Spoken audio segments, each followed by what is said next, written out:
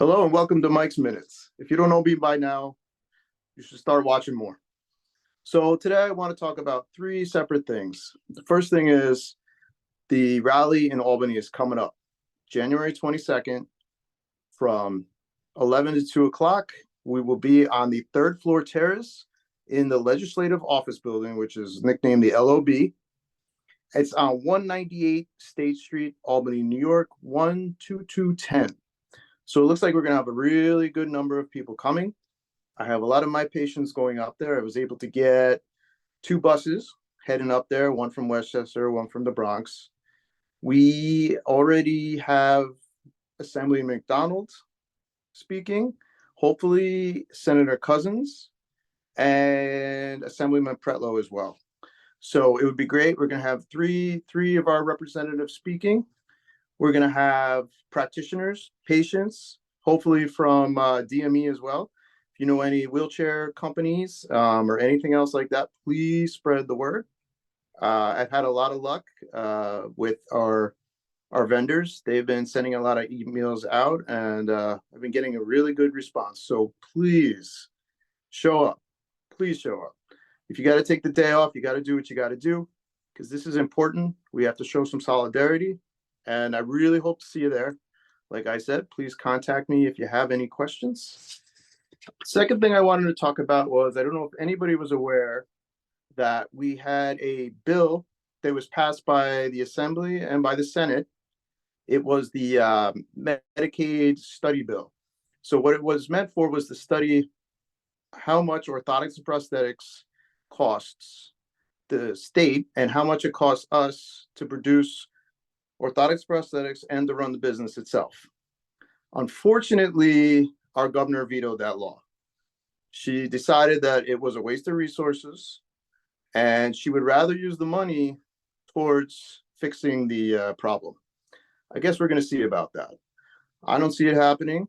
I feel like, in my mind, it's just another way of New York State showing us that we're really not all that important. I might be wrong, and I challenge you, Governor, to show me that you really want to fix the problem and show our patients. And lastly, I want to talk about something that I came across on the internet.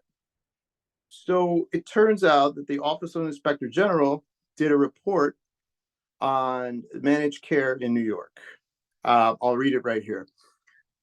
The Senate Special Committee of Aging requested that the OIG conduct a review of the Medicaid managed care industry to determine whether these companies are meeting their obligations to serve children, older adults, and people with disabilities and their families. And I'm pretty sure we all know they're definitely not doing that. In addition, several news articles have highlighted concerns related to Medicaid managed care program and its oversight. So this is what we've been talking about. I'll read a little bit more. Ultimately, the enrollees' access to requested services associated with these sampled claims were delayed a median of 75 days, and in one case, as much as 282 days, which may have significantly impacted the health and safety of Medicaid enrollees. So what the study was about is they went back, they looked at all the denied claims, and that New York State, Managed Care, Metro Plus, Fidelis, went back, found that they were wrongfully denying these claims. It showed them that these patients were getting the proper care. It was delaying care, and in some cases, they were hospitalized. Pretty messed up, if you ask me. So, towards the end of this report, and I think we're going to post this on the New York State chapter website because it's something great to read. So we have, in closing, however, it described actions it's taking or plans to take to address the findings, such as by means of the plan to conduct a focused survey of managed cares. We commend New York for its actions, but note that its plans do not fully address our recommendations. So basically, New York is blowing off what the federal recommendations are. That doesn't sound very legal to me. We maintain that our recommendations should be fully implemented, and they have not been fully implemented. So that's another thing to think of. I think this is sort of a report. So anyway, this is just a brief report. The full report, I think we can post as well. It's actually, it took there was 3 patients. 2 were denied a wheelchair and 1 a hospital bed. The 2 that were denied a wheelchair, 1 was hospitalized because they couldn't get out of their house. They fell. Their health declined and they ended up in the hospital.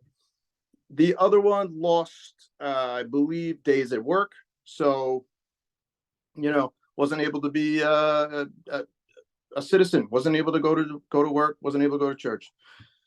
So I think this is really important. The reason why I bring this up, I think it's really important, is when you are sitting down with your representative from your managed care company, if you have that opportunity, or if you're running into problems getting pre-authorizations and you realize you have all the right stuff there, but they're just sending it out and it's incorrect. I suggest you bring this study up because it's crucial. They know this and they do know this. And this is just another example of how we're basically getting screwed.